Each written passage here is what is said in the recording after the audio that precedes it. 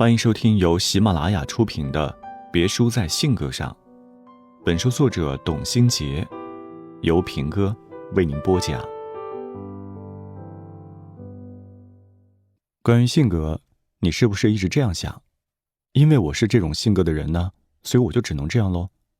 因为我就是这种性格，所以我也没有办法呀。即使你没有对别人说过这样的话，你的心里一定也曾经有过这样的暗示。因为我的性格如何如何，所以我怎样怎样。仿佛就像那些玄乎的星座血型一样，是一个可以用来解释我们思维和行为方式的东西。然而，我想告诉你的是，这种想法并不是那么正确。一个人的性格受3方面因素影响，分别是遗传、家庭环境、教育环境。遗传会影响我们的基础性格，比如说活泼、开朗、冷静、沉稳等等。但是，人的性格之所以在这些基础之上呈现出千人千面的特性，就是因为家庭和教育所导致的生活经历是千差万别的。这就给了我们一个非常重要的启示：既然性格的绝大多数影响因素都是后天形成的，那么我们怎么就不能利用同样可变的其他后天影响，改变自己的性格呢？答案是肯定的。所以就会有很多的书教你如何去改变性格，改变性格应该如何具体去做。你学的时候觉得很有道理，然而做的时候却感觉难上加难。怎么会这样呢？因为人的性格不仅是千人千面，还有一人多面。比如说这本书当中分析的9型人格性格理论，一个人可能同时具有多种性格元素，它们都是你性格的组成部分，不过成分和强度不同，你要怎么改变呢？其实这本书的观点就是，我们改变性格并不是完全消除性格当中的某些东西，而是说我们要去发挥性格当中的优势成分，平衡性格当中的劣势。然而，这又有一个前提，你必须得懂得一些性格分析理论才行啊。举个很简单的例子，你让一个完美型性格者去往和平型性格靠拢，然而他根本就不知道这和平型性格是个什么东西。你让一个成就型性格者往奉献型性格方向发展，他根本意识不到成就型性格里的功利主义有什么不对。如果不懂得每种性格的特点与优势劣势，如何调整，那当然就无从谈起了。这本《别输在性格上》不是一本直接教你如何改变性格的指南，因为那种方法真的没有太大用处。它是通过系统的阐述9种性格的内在形成模式和特点，来告诉我们如何去完善自己的性格，发挥性格优势，以获得人生的成功。欢迎收听由喜马拉雅出品的《别输在性格上》，本书作者董新杰，由平哥为您播讲。我们在和别人初次见面、自我介绍的时候，经常会加入一些对我们性格的介绍，以让别人更快地了解我们。比如，我性格开朗，喜欢交朋友；我性格内向，所以有时候我不是不想加入你们，只是不知道自己该怎么样做。我性格大大咧咧，说话直来直去，如果说了伤人的话，请你们多多包涵，不要往心里去。尤其是在与人交往的过程中，介绍自己的性格似乎与介绍自己的名字同等重要。那么，你知道性格到底代表着什么吗？性格并非是一时兴起的表现，而是经过长时间的积累形成的一种思维模式与行为模式。性格就像一只看不见的手，默默地操纵着你，影响着你的生活方式、工作习惯、恋爱风格，甚至是你的兴趣爱好。了解自己的性格，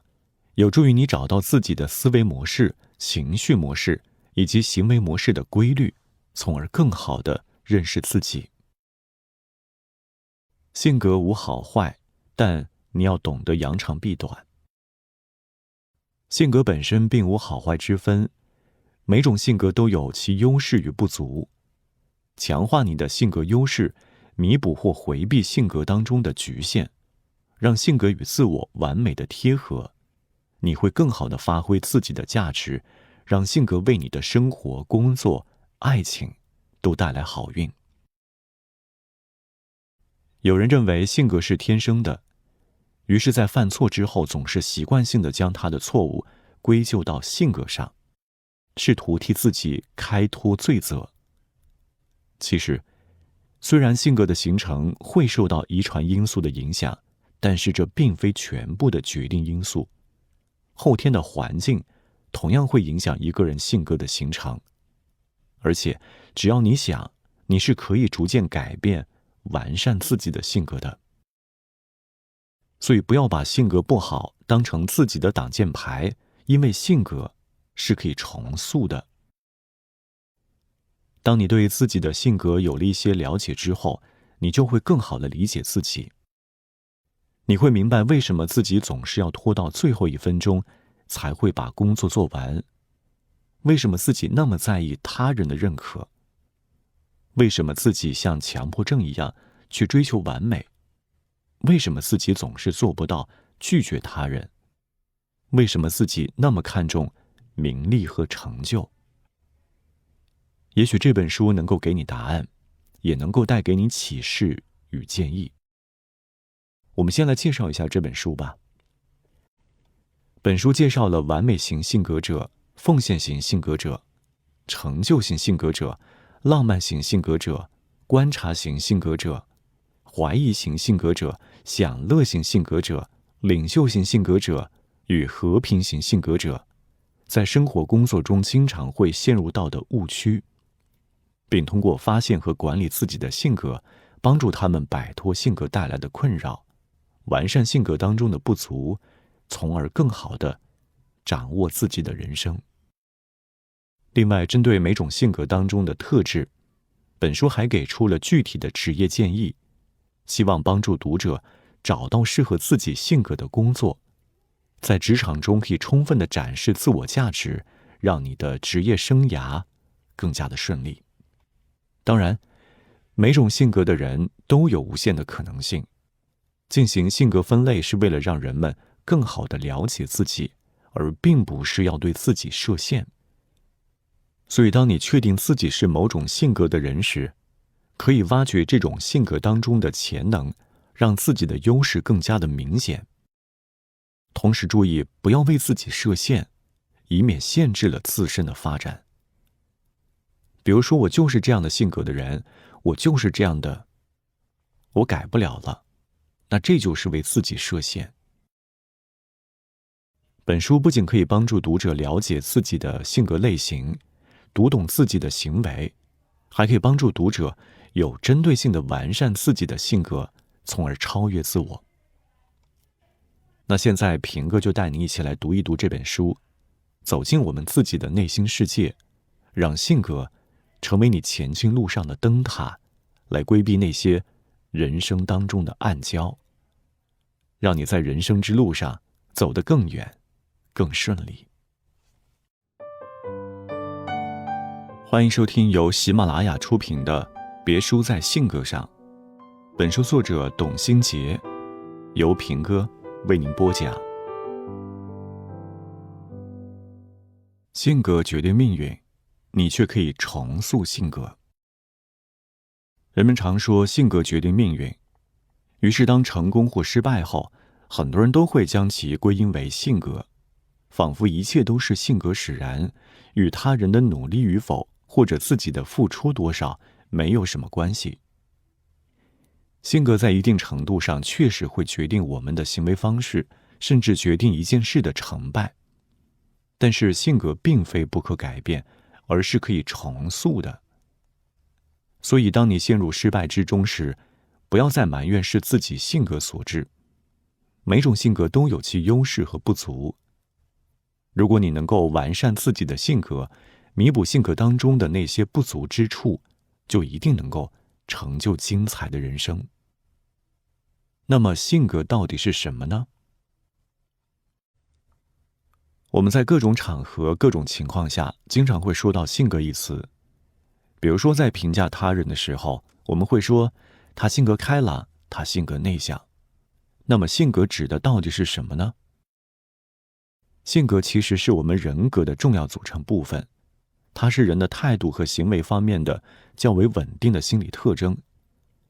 比如说寡断、刚强、懦弱等等，这些都可以称之为人的性格。性格虽然是心理特征，但是也是有生理因素的基础的。也就是说，其实它和我们的身体也是有关系的。性格是在社会实践活动当中逐渐发展和形成的，而由于具体生活道路不同，因此每一个人的性格都会呈现出不同的特征。举一个很简单的例子，比如说在上班路上遇到堵车的时候，人们的反应便各不相同。有些人会感到烦躁不安，十分生气，有些人能够耐心等待，有些人则会采取其他的办法解决问题，比如说下车行走。而性格正是造成每个人反应不同的因素之一。关于性格，我们还需要区分几个概念，分别是气质和人格。这两个概念经常会和性格混淆在一起，让我们傻傻分不清楚。心理学当中的气质类型和我们生活当中所说的他气质好好啊，那个气质其实完全是两码事。我们不需要去深究这个问题，我们只需要知道，一般来说，气质并无好坏之分，是先天形成的，不容易改变的。而性格除了受遗传影响之外，也会受到后天环境的影响，所以性格相对于气质来说更容易改变一些。另外就是人格，在心理学方面，人格被认为是构成一个人思想、情感以及行为的特有的统合模式。因此人格也是一个社会化的概念，它的范围要比性格要大得多。本书对于性格和人格不进行严格的区分，我们也不对人格进行深入的探讨，但是大家要明白，在使用性格一词时，它多多少少也包含了一部分人格的含义。区分了这几个概念之后，我们就会问，为什么人们会说性格决定命运，而不是人格决定命运，气质决定命运呢？那性格为什么会有这么大的能量呢？心理学研究表明，一个人性格的好坏，在很大程度上对其事业成功与否、家庭生活幸福与否、人际关系好坏都起到决定性的作用。可以说，你的每一个想法、每一个决定、每一个行为都与你的性格息息相关，因为性格并不是你的意识兴起，而是经年累月形成的一种思维模式和行为模式。它在潜移默化之中影响着你的思考方向和行为。即使面对的情况会有所不同，但是你的思维方式和行为模式的倾向却很少发生改变，也就是我们常说的习惯性思维、习惯性行为。性格这个概念带给我们这样的启示：无论是在顺境还是在逆境之中，积极良好的性格都会促使人们不懈的努力，从而最终获得成功。而不良的性格往往会使人在关键时刻做出错误的选择，造成悲剧性的结局。比如说优柔寡断的项羽，听信了项伯和刘邦的话，没有在鸿门宴上杀了刘邦，而是放虎归山，最终落得个乌江自刎的下场。性格软弱贪婪的李斯，为了保住自己的富贵和权力，没有及时揭露赵高的阴谋，最终被赵高所陷害，落得个身首异处的下场。由此可见，人们说性格决定命运，也就不难理解了。每个人的性格当中都有优点和缺点，但性格中的缺点并不是你面对失败与逃避现实的借口。要知道，性格是可以改变和重塑的。学会突出自己性格当中的优势，改变性格当中的缺陷与不足，你也就能够将自己的命运掌握在你自己手中。性格如此重要的原因，除了它会积极或消极地影响我们的人生道路，还有就是它是可以改变的，甚至你自己都可以去主导这样一个改变的过程。那在讨论这个问题之前，我们先要来说一说，你的性格到底是由什么决定的？欢迎收听由喜马拉雅出品的《别输在性格上》，本书作者董新杰，由平哥为您播讲。每个人的性格都是独一无二的，就像世界上找不到两片完全一样的树叶一样，也找不到两个性格完全相同的人。即使是双胞胎，性格也会有所差别。其实性格的形成受先天因素和后天因素的双重影响。一个人的性格与遗传因素有关，同时也受到成长环境的影响。总体来说，一个人的性格主要受到3个方面的影响，分别是遗传因素、家庭环境、教育环境。我们接下来首先来说一说，遗传因素是如何影响我们性格的形成的。心理学家认为，人的基础性格，比如说活泼、开朗、急躁、悲观、冷静等等，受遗传的因素会比较大。1993年，科学杂志发表了遗传学汉布鲁纳对一个荷兰家族进行研究的报告。这项研究发现，该家族的很多男性成员的愤怒阈值似乎都非常低，他们非常容易变得愤怒、疯狂。一些在常人看来不值得一提的挫折和压力都会激怒他们，致使他们出现一些攻击性行为，比如说纵火、强奸等等。在对他们进行遗传分析后发现，这些男性体内缺少编码单胺氧化酶这种物质的基因。在这以后，科学家们后来又不断发现了其他基因与性格存在关联的有力证据。除了基因影响我们体内某些化学物质的合成之外，遗传因素对性格的影响还表现在以下几个方面。首先，基因会影响人们的相貌、身高、体重等生理特征，而这些生理特征会影响一个人的自尊心、自信心等性格特征的形成。其次，气质会加速或者延缓某些性格的形成。比如说，开朗型的人比抑郁型的人更容易形成热情积极的性格，而抑郁型的人比开朗型的人更容易形成胆怯、消极等性格。另外，来自遗传的性别差异对人们的性格形成也有着明显的影响。比如说，通常来讲，男性就比女性更加具有独立性、自主性、支配性，也更加具有冒险精神，而女性比男性则更加细心，更有耐心。虽然遗传是影响性格形成的重要因素之一，但是我们也不应该刻意夸大遗传因素的影响力，也应该关注后天的影响因素，从而使自身的性格发展更加的完善。影响性格形成的第二个因素就是家庭环境。家庭是一个人成长的最初场所，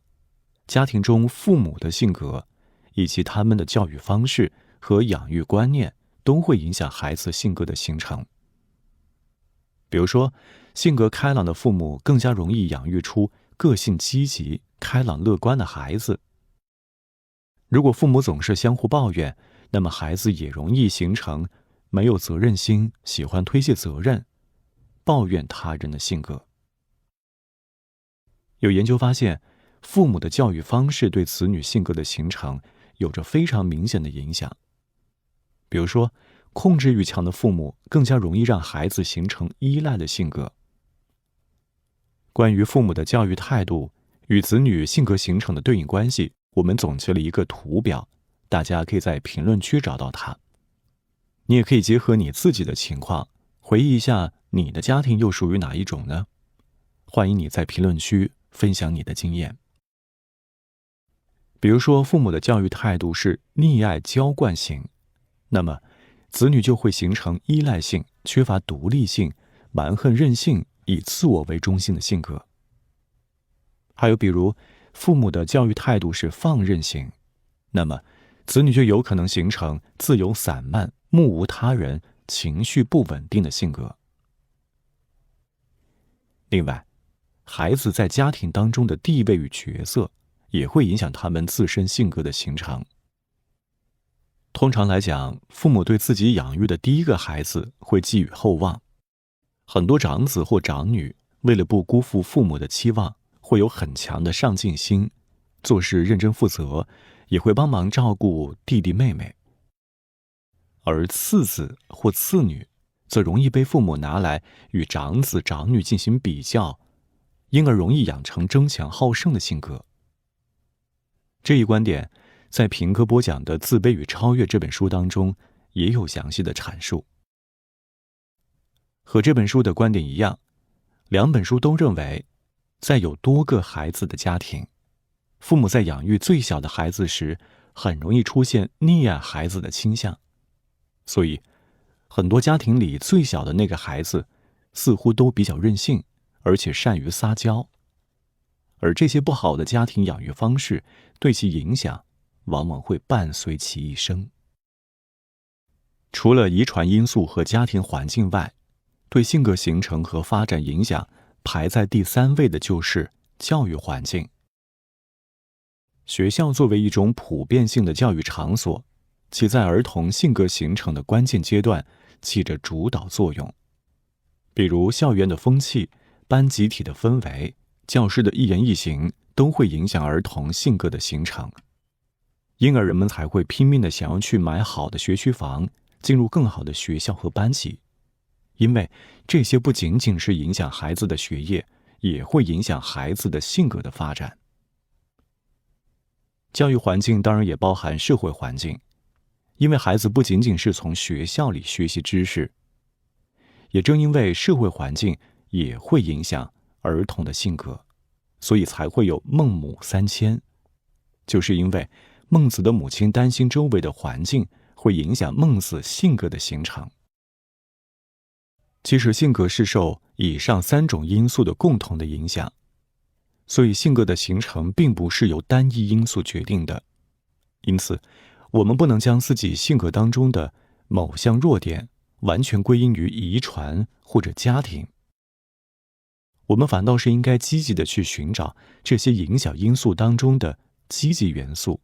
并且利用它们重塑自己的性格，弥补性格当中的不足，让自己赢在性格上。欢迎收听由喜马拉雅出品的《别输在性格上》，本书作者董新杰，由平哥为您播讲。正因为影响性格的因素是多方面的，而其中的影响机制也是非常的微妙复杂，因此我们就形成了各种各样不同的性格。那么性格究竟有多少种呢？关于性格的分类，采取的标准不同，分法也有所区别。就像气质的分类一样，可以分为多血质、粘液质、胆汁质、抑郁质。甚至有的性格分析理论以色彩来区分性格，他们将性格分为红、蓝、黄、绿4色性格。为了方便大家理解，我们主要依据9型人格对性格进行分类。因为9型人格不仅是一种性格分析工具，它也揭示了人们内在的价值观与注意焦点，能够让人们更好地认识自己，从而接纳自己的短处，发扬自己的长处，提升个人修养。这9种性格具体如下。第一种就是完美型性格。这种性格的人做任何事情都力求完美，会不惜付出一切努力追求自己的理想。他们为人正直，黑白分明，有很强的原则性，不轻易妥协，经常把应该和不应该挂在嘴边。他们似乎有一种天生的优越感，认为自己比别人强，经常反省自己是否犯错，也会时常地纠正他人的错误。第二种类型就是奉献型性格。这种性格的人充满爱心，对别人十分热心，希望获得他人的好感，秉承着助人为快乐之本的信念，经常在帮助他人的时候忽略了自己，在帮助他人之后也会产生强烈的满足感。他们对环境的适应能力很强，能够与周围的人和谐相处。第三种性格类型就是成就型性格。这种性格的人十分讲究效率，有着很强的胜负心，希望自己受到别人的瞩目而成为众人的焦点。他们常常以取得的成就来衡量人生价值，喜欢说自己取得的成就，害怕失败。而为了给别人留下自己很成功的印象，他们常常会表现出精力充沛、充满自信的一面。欢迎收听由喜马拉雅出品的《别输在性格上》，本书作者董新杰，由平哥为您播讲。以上说到的3种性格类型，我们在很多人身上都能够找到。而我们接下来要继续介绍的性格类型就属于个别特质，比如说浪漫型性格。这种性格的人容易被不切实际的幻想所吸引，他们拥有极强的感性色彩和浪漫主义情节。他们的自我意识很强，喜欢孤芳自赏，认为自己与众不同，性情善变而冲动，敏感多疑，具有艺术气质。第5种是观察型性格。这种性格的人具有很强的分析能力和洞察能力，却始终扮演旁观者的角色。他们重视保护自己的隐私，在情感上总是与他人保持一定的距离，很少感情用事。他们对自己的义务和他人的需要经常会感到疲惫。他们更喜欢吸收知识，追求智慧。第6种性格是怀疑型性格。这种性格的人内心充满矛盾，他们用怀疑的眼光看待一切，因为怀疑而犹豫不决，因为怀疑而感到害怕疲惫。由于害怕失败，他们往往缺乏自信，但是只要能够建立信任关系，他们就会表现出忠诚深情的一面。第7种性格类型是享乐型性格。这种性格的人总是情绪高涨，是典型的乐天派。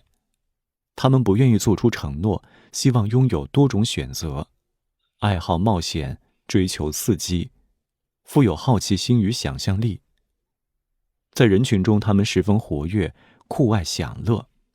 但是他们做事往往半途而废，没有定力。第8种性格类型是领袖型性格。这种性格的人具有很强的领导能力，他们喜欢挑战，有较强的能力与自信，勇于保护弱者，做事果断积极好斗，但是他们作风比较专断，控制欲非常强，喜欢一切都在自己的掌控之中。第9种性格类型是和平型性格。这种性格的人心态平和，容易满足，总是给人一种自然而又淡定的印象。他们为人亲切，不喜欢面对冲突，甚至会为了避免冲突而放弃自己的观点，接受他人的想法，因而也非常容易受到别人的影响。要注意的是，人的性格并非固定不变的，每个人也并非只具有其中的一种性格特征。实际上，每个人都同时拥有这9种性格的潜质。只是很多时候，我们更加关注性格当中最突出的特征。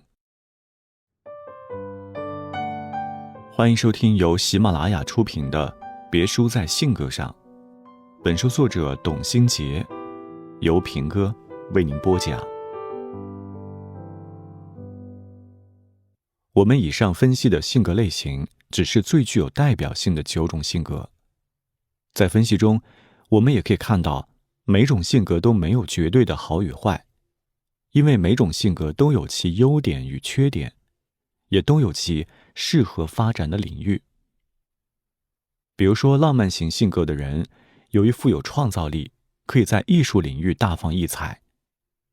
观察型性格的人善于思考，可以成为优秀的决策者或者资深的学者；和平型性格的人善于调解纷争，适合成为优秀的调解员、顾问等等。因而，每种性格都蕴含着成功的潜能。关键就在于你能否运用好自己的性格优势，避免和弥补自己性格当中的不足。而这也是这本书想要分享给大家的知识。然而很多时候，我们总是只关注那些与自身的主要性格相一致的特征，将自己的注意力都放在了现有的性格特质中，而忽视了其他的方面，从而限制了我们自身的发展。当我们给自己和他人的性格做出一个判断后，会将这种性格特征放大，使这种特征更加的明显。我们会根据他人的性格特征采取不同的方式对待他人。同样的，别人也会根据我们的性格特征来对待我们。于是，我们往往会把他人眼中的自己当成了真正的自己，并会按照这种形象来塑造自己的性格，使我们对自己的看法更加的狭隘。其实，解读你的性格类型，并不是要让你按照这种模式去生活做事，你也不应该将自己的性格固定在某一个类型上，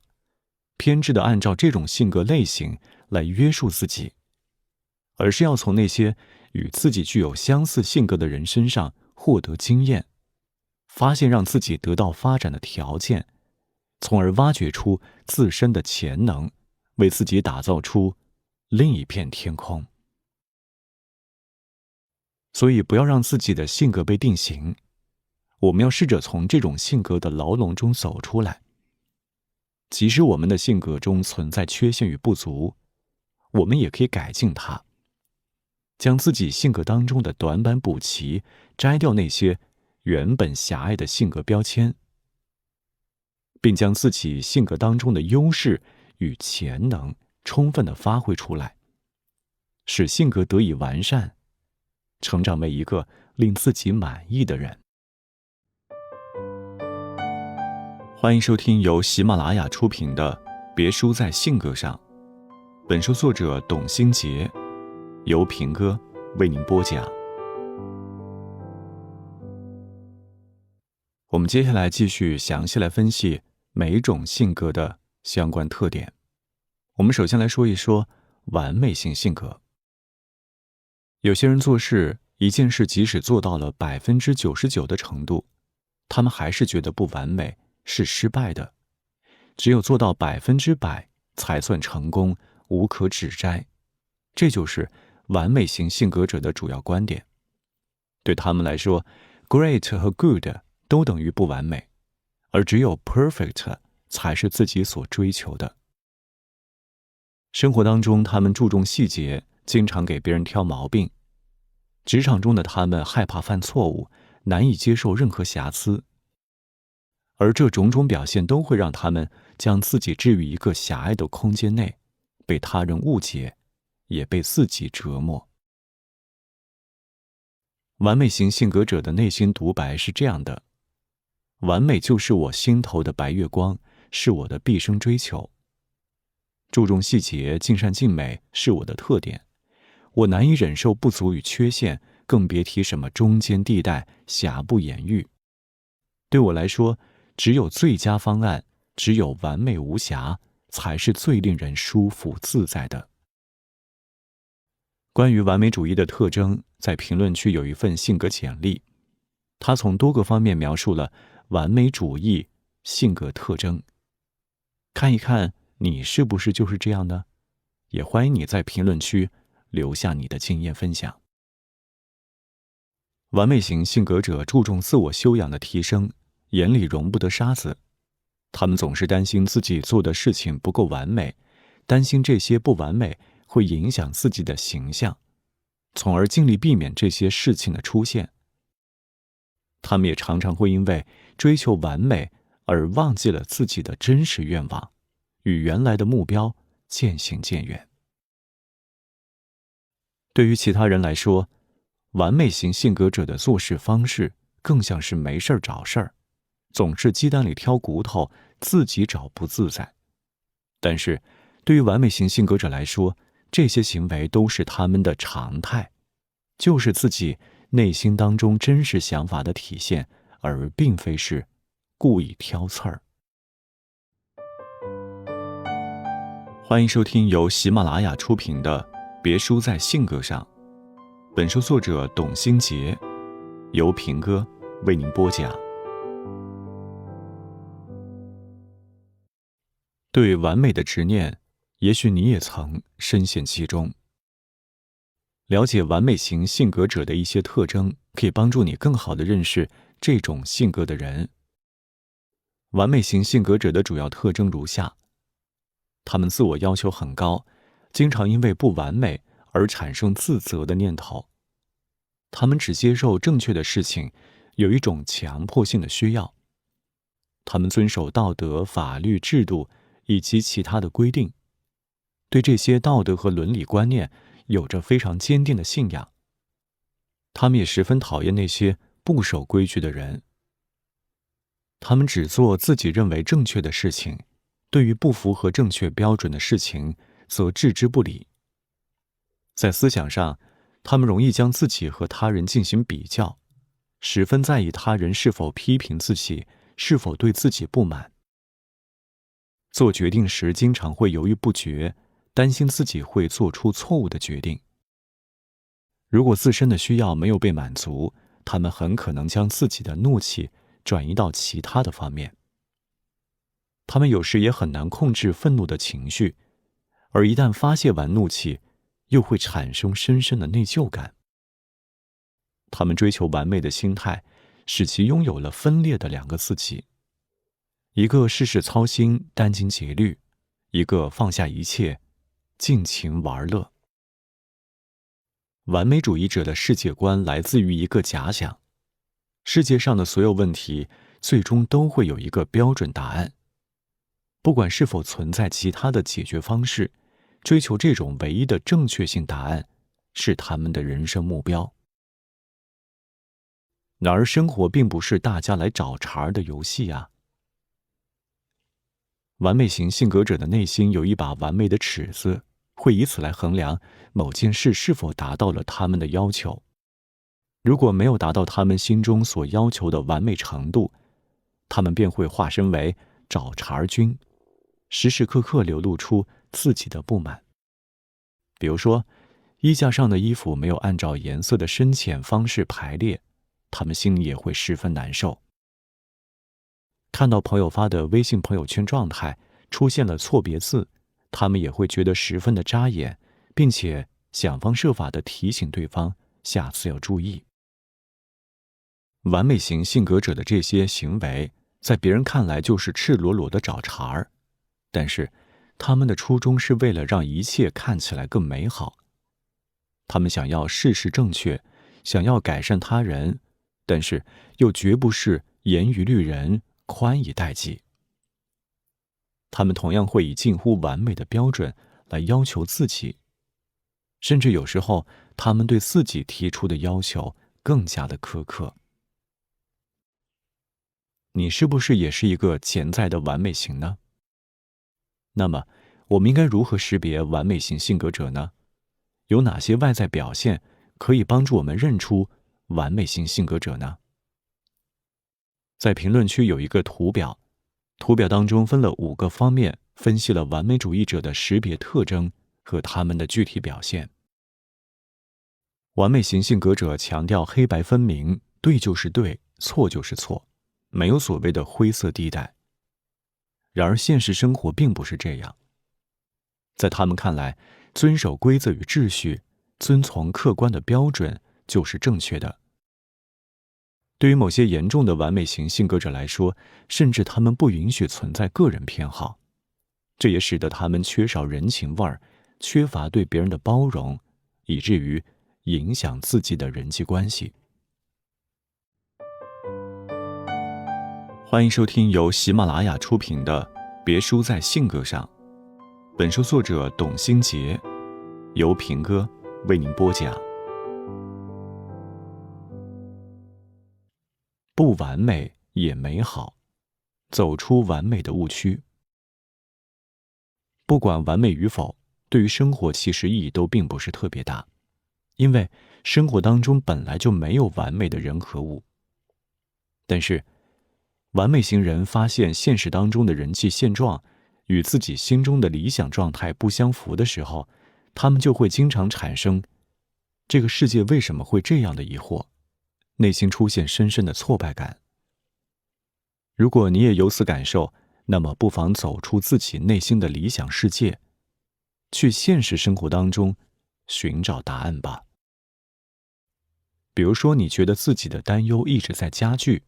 那就要寻找引发这种感受的源头在哪里，消除不必要的焦虑。那如果你担心别人的不完美会引发某些问题，那你就跟他们说清楚啊，你问问他们的真实想法是什么，而不要想当然地认为别人的意见不如自己的。你要明白，生活不是一场大家来找茬的游戏。挑剔自己和他人，不懂得体谅他人，只会给你的人际关系带来阴影。而多一点包容，你会发现生活其实很美好。完美型性格的人有时候会令工作伙伴或者同事们很头疼，因为他们总是喜欢把自己的工作做到尽善尽美，喜欢工作中有明确的指导原则与职责划分，让他们知道目标在哪里，知道自己应该做些什么。按理说，这也应该算是一个优点了，但是凡事过犹不及。当他们周围的工作环境与自己的工作内容不断变化，充满变数的时候，他们就会觉得缺乏安全感，而感到十分的痛苦。而这也让工作的成效充满了变数。另外，作为团队当中的一员，如果领导十分能干，完美者也愿意将决策权交给对方。不过，他们对领导的错误表现仍然会十分的敏感。如果领导并没有下达准确的工作任务，或者领导并不能使他们信服，那么他们就会更加的谨慎，努力的工作，希望传达给别人工作出错并不是我的责任这样的信息。有很多完美型性格者拥有良好的组织能力，只要他们坚信自己的观点是正确的，就不会担心他人的评价，会展现出虽千万人吾往矣的气势。而对自己认为不对的、感觉到不满的地方，也会提出意见。欢迎收听由喜马拉雅出品的《别输在性格上》，本书作者董新杰，由平哥为您播讲。你要的完美，别人可能不屑一顾。总的来说，完美型性格者在职场当中的主要表现有如下特征，你看看你是不是这样的呢？他们喜欢将工作一步一步安排妥当具体，而不喜欢那些抽象的工作安排。他们很关注工作当中的细节问题，常常会因为过于关注细节而浪费大量的时间和精力，忽略掉工作整体的把控。他们无法容忍工作当中的瑕疵，觉得工作中存在漏洞，难以接受。他们也总是担心工作中会出现错误，因而能够及时地注意到工作当中的关键问题，但是他们又很难给出一个全面的解决方案。担心自己会在工作当中犯错，担心因为犯错而使自己变得不那么完美，因而在犯了错误之后也会常与人争辩，习惯性地将自己的付出和回报与他人进行比较。他们会认为自己比其他人付出的多，就应该得到更多的回报。他们也非常喜欢关注他人的表现，比如说注意到谁又加班了，谁没有按时到岗，谁又参加了一个新的工作项目等等。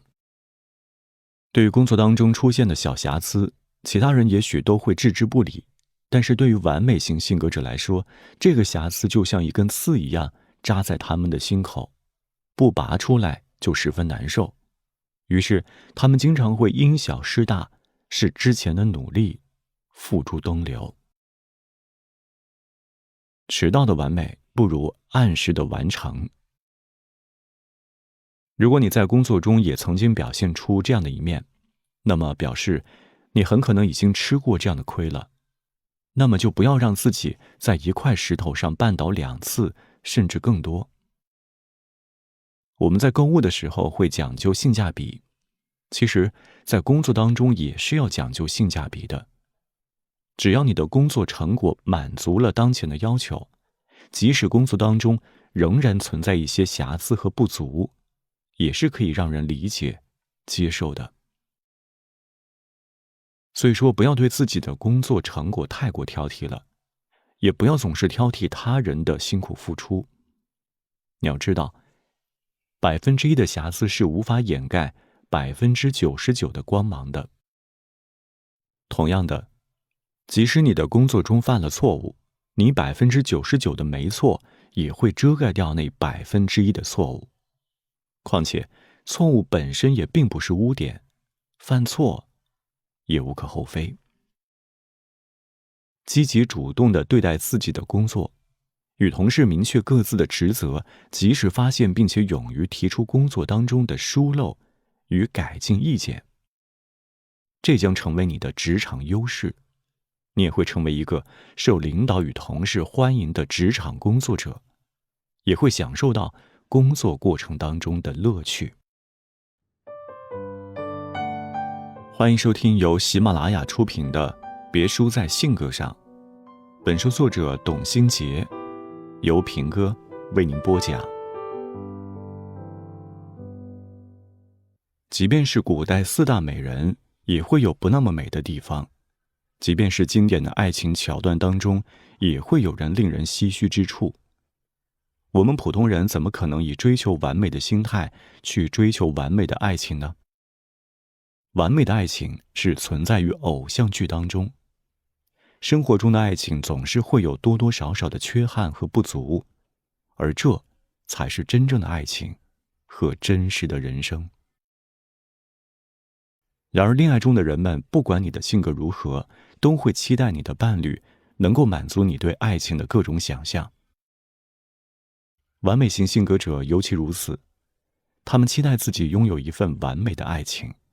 他们甚至难以接受自己爱上了一个既有优点又有缺点的人。他们有的还会觉得，我爱上的另一半是可以被改造的，所以他们总是想着去改变对方，改造他的缺点。可是他们忘记了，其实每个人都不完美啊，那何来完美的伴侣呢？你是不是也有一个完美性的伴侣呢？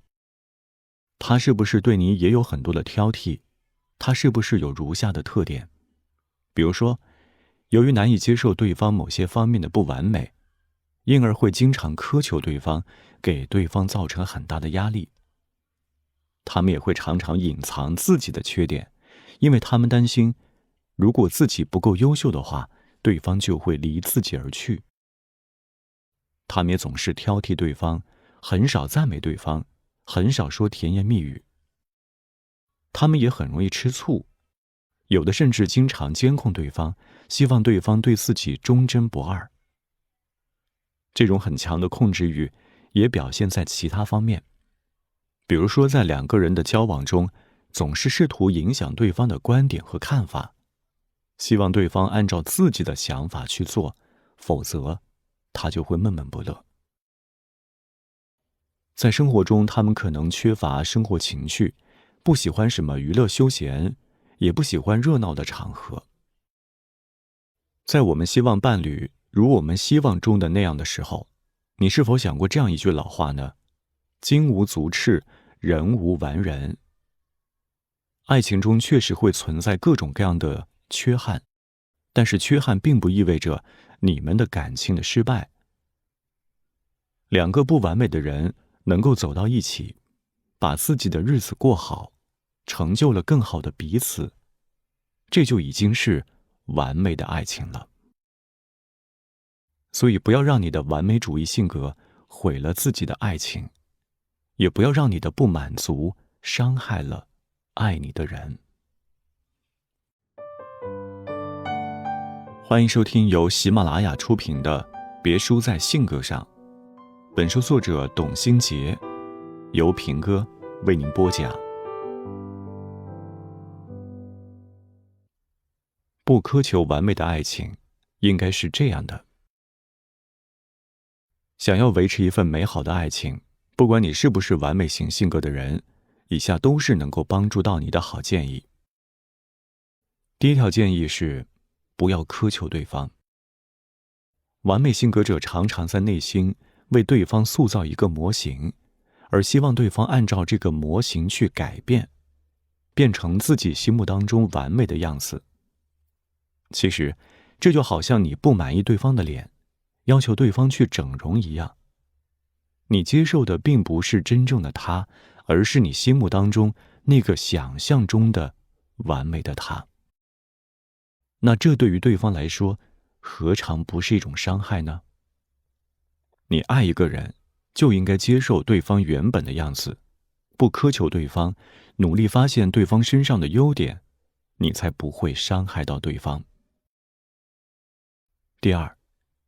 学会赞扬、鼓励对方。在爱情中，赞扬和鼓励是必不可少的，但这恰恰是令完美型性格最为为难的地方。因为在他们看来，凡是没有达到完美的程度，就不值得赞扬鼓励。如果自己没有说出批评指责的话，对方就应该谢天谢地了。爱情中的完美型性格者更讲究对错，但是你越讲究对错，越指责对方做得不到位，就会越影响两个人的关系。所以学会赞扬、鼓励对方吧，多赞扬、多鼓励对方的优点和个性，对方才不会觉得跟你相处很有压力，你们的爱情之树才会茁壮成长。第三，为爱情注入新意。完美型性格者的爱情生活总是缺少惊喜和乐趣，他们会让对方觉得无聊无趣。实际上，爱情也需要保鲜，放松自己的心态，不要让自己过于呆板严谨，为对方创造一些温馨浪漫的氛围。比如说与对方一起参加一些兴趣班，给对方买一些有趣的小玩意儿等等。为爱情注入新意和乐趣，对方才能够感受到你的爱意，你们才会拥有更多美好的瞬间。在爱情生活当中，不要给自己设限，试着突破自己内心的一些规则和限制，允许自己自由发挥，你会体验到像冒险一样的乐趣，也会收获到更多的欣喜与快乐。欢迎收听由喜马拉雅出品的《别输在性格上》，本书作者董新杰，由平哥为您播讲。善待自己，别在细节上较真儿。追求完美、注重细节的性格，会让你所做的事情无可指摘，但是这样会活得很累，甚至会达到苛责自己的地步。凡事尽力而为即可，对自己包容一些，你就能够摆脱很多不必要的痛苦与折磨。完美型性格者喜欢按照自己认定的方式去做事，他们关注细节，能够迅速注意到事情方方面面的瑕疵，而给人留下爱挑毛病的印象。而这种揪住细节不放的做法，很可能会让他们因小失大。车尔尼雪夫斯基说，既然太阳上也有黑子，人世间的事情就更不可能没有缺陷。完美型性格者总是担心自己不完美，担心自己会因为犯错而被别人轻视。为了保护自己不受伤害，他们便要求自己变得完美，从而就活成了一个关注细节、缺乏安全感、追求完美的狂热者。要化解完美型性格者当中的那些对完美的执念，就要让他们认识到自己内心的真实情感，摘掉那些伪装的面具。完美型性格者可以采取以下的方式来帮助自己。第一，就是给自己留出思考的时间。完美型性格者经常将自己的精力用在别人身上或者别的事情上，这样既令自己身心俱疲，也惹得他人不悦。因此，给自己留出足够的思考时间，别把自己的时间排得满满当当的，这样才能够考虑自己的真正需求，以便追随本心，做令自己感到快乐的事情，也减少给他人带来的困扰。第二，就是与时俱进，修改心中的标准。世界是不断发展变化的，完美型性格者心中的标准也不能是一成不变。完美型性格者应该对自己内心所谓的标准时时进行修改和修正，对既定的规则提出质疑，而这个质疑与时俱进的过程，就是帮助自己重新审视自我、完善自我的过程。第三，寻找答案，而并非顾影自怜。完美型性格者是善于自我反思的，他们一旦发现错误，便会把错误当成谴责自己的利器，而不断地谴责、攻击自己，苛责自己无用。即使这个错误无伤大雅，也阻止不了他们对自己产生责备的心理，而且他们也会觉得别人也一定发现了自己的这个错误，一直在对自己品头论足。而积极寻找答案，寻求事情的真相，可以帮助他们了解他人真正的想法，不再对自己求全责备，从而可以缓解内心焦虑与不安的情绪。当你对自己感到不满意的时候，请你相信自己，不要被内心那个嘲笑和讥讽的声音打倒了。你要告诉自己，我做的已经很好了，有很多不可控的因素掺杂其中，细节上存在一些瑕疵是可以接受的。善待自己，而不要揪住那些细节不放。平衡你的理想与现实之间的差距，你会活得更有幸福感。欢迎收听由喜马拉雅出品的《别输在性格上》，本书作者董新杰，由平哥为您播讲。完美型性格者不擅长处理变化的信息，也不擅长制定有风险的决策，但是这并不代表他们无法做好其他的工作。挖掘出完美型性格者的性格优势，他们同样可以在自己的工作岗位上做出优异的成绩来。完美型性格者在生活、工作、爱情当中，都会因为这种性格而遇到各种各样的难题，但是并不代表这种性格是不好的，是对人不利的。其实只要不过度执着于完美，找到性格当中的潜在优势，同样可以在适合自己的职业上发光发热，成为独当一面的职场人。第一，公正公平，坚持原则。完美型性格者崇尚公平公正，理性客观，恪守原则，不徇私。他们重视客观的标准，而不是具体的人。即使是与自己的关系亲近的人犯了错，他们也会六亲不认，比如说历史上的包公、海瑞等等。所以他们适合这样的职业，比如说法官、检察官、司法鉴定人员、律师、公证员、裁判员等等。第二，循循善诱，讲好道理。完美型性格者觉得自己有责任指出并且纠正他人的错误。他们希望人们能够按照自己的理想标准去生活做事。他们在纠错的时候是极其有耐心的。如果纠正很多遍之后对方还不改，他们也会压抑自己的怒火，怒而不宣。而且他们在纠错时也很喜欢讲道理。只要你知错能改，他们就会对你非常宽容，自己也会感到非常欣慰。所以他们也非常适合教师和培训师的职业。第三，对错误敏感，精益求精。完美型性格者对错误、瑕疵、不到位的地方特别敏感，因而能够发现别人发现不了的错误，比如说错别字、物品摆放不整齐、数字计算不对等等。他们不但是能够发现错误，而且还非常喜欢发现错误。这种高度敏感的特征，使得他们适合从事那些需要借助完美的标准来保证质量的工作，比如说财务人员、会计师、测绘工程师、银行清算员、保险精算师、质检人员、校对员、文字编辑等等。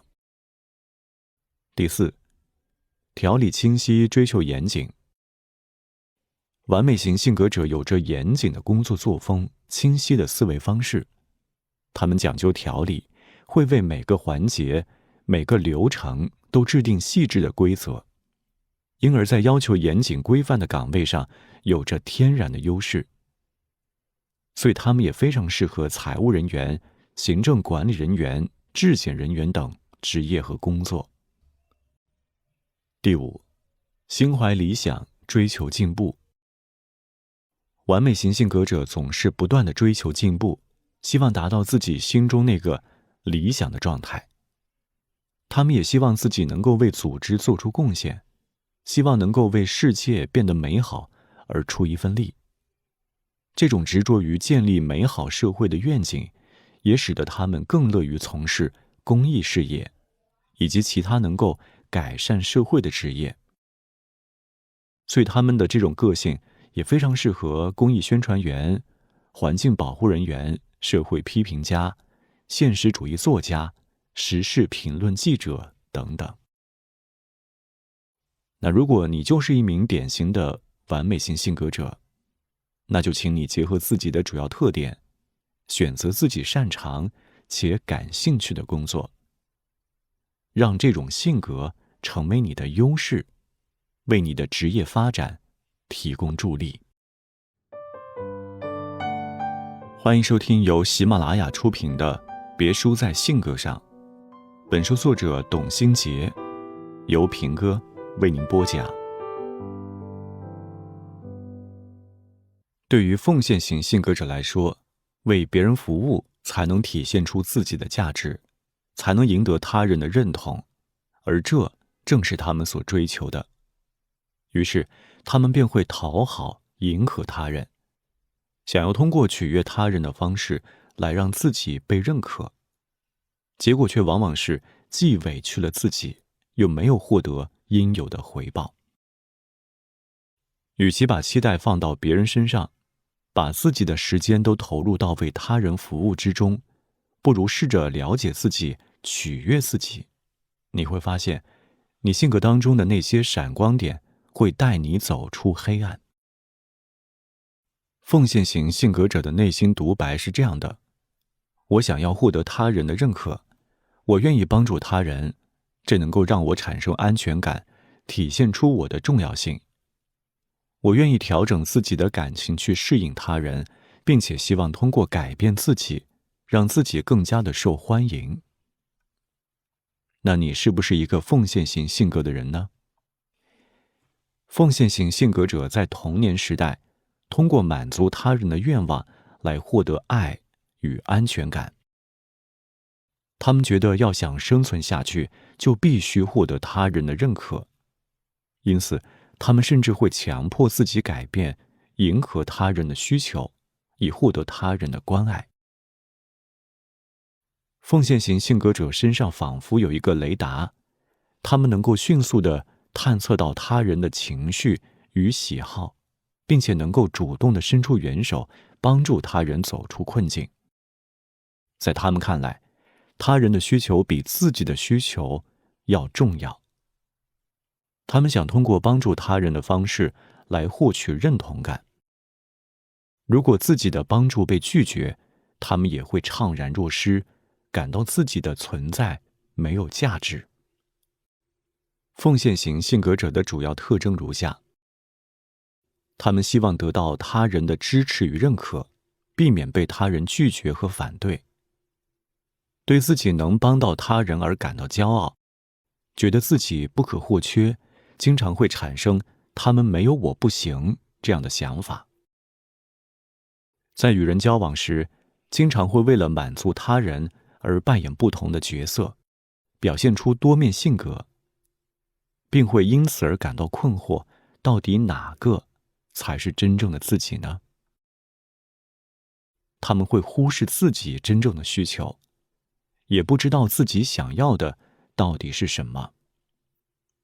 他们一方面渴望获得自由，一方面又感觉到自己被他人的需要所控制而难以摆脱。当自己的真实需要与为了满足他人而扮演的角色发生冲突的时候，他们就会变得爱发脾气。他们强迫自己改变，以获得他人的爱与关注。奉献型性格者对自我的感觉与评价都是来自于他人的反应。他人的肯定与赞许会让他们获得力量，表现出更好的自己。虽然在与不同的朋友相处的时候，奉献型性格者的表现会截然不同，但是他们并不是在诓骗他人，而只是习惯了从他人的正面赞赏中寻找安全感。那如果你是奉献型性格者，那就从现在开始，试着更关注自己的需求。乐于助人，这当然是你的优点，但是千万不要让这个优点抹杀了你的自我。奉献型性格者到底在追求什么样的回报呢？就连奉献型性格者自己可能也没有意识到，他们并不是在无偿的付出。他们也许不会承认，然而他们确实会衡量自己的付出与回报。那他们到底是想要得到什么样的回报呢？他们渴望被需要、被感激、被爱，渴望别人对自己的付出有所回应。他们心中像是有一个爱的收支记账本，在自己付出了爱与帮助之后，也会期待得到他人的爱与关心。比如说，他们为朋友提供了帮助之后，他们也希望在下一次自己需要帮助的时候，朋友会主动地伸出援手。当他们为朋友举办了生日聚会以后，也希望朋友能够记得自己的生日，同样能够给自己一个生日惊喜。这种想法使得他们自己也很难区分，自己帮助他人到底是出于真诚，还是为了一份获得回报的期待。有时候，奉献型性格者的付出并不是物质上的，在他们看来，他们改变自己以适应对方，实际上也是一种给予和付出。如果自己的付出并没有得到应有的回报，没有被他人发现或者是认可，他们的心里就会十分的不平衡，觉得受到了不公平的对待。